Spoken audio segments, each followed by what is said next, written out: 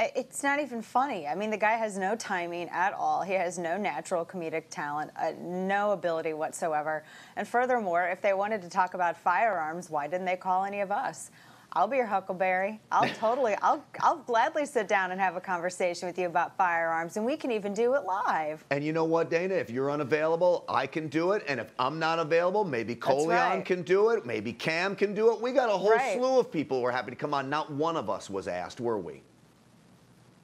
No, because they would have their narrative disrupted. They only want people to basically confirm their bigotry against the Second Amendment. And those are the only people that they'll ever reach out to, by the way. Anything that confirms their narrative, because they're not intelligent or knowledgeable enough about this issue to actually bring on someone with whom they disagree. Yeah. One of the tricks that the media uses is to bring on so-called experts, but they have preconceived notions and narratives already that they don't tell the general public about those narratives that these so-called experts are pushing.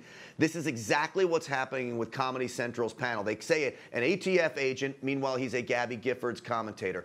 There's an ex-NRA lobbyist that's been very, very critical of the NRA and the pro-gun movement. They're going to have him on, but they don't say any of the background.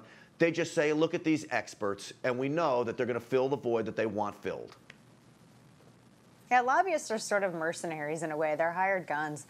So, of course, they're not going to tell you, well, look at these people that we have that are actually now working with the Gabby Giffords anti-gun group, or working with the anti-gun group Everytown, or are in some way involved with Michael Bloomberg. They're not going to disclose that, Grant, because they want to show that someone is disillusioned with the NRA, that someone is disillusioned with their Second Amendment rights. And so, again, this goes on to them picking and choosing people to support their narrative. They will, and you will never see these people do this, Grant. Ever.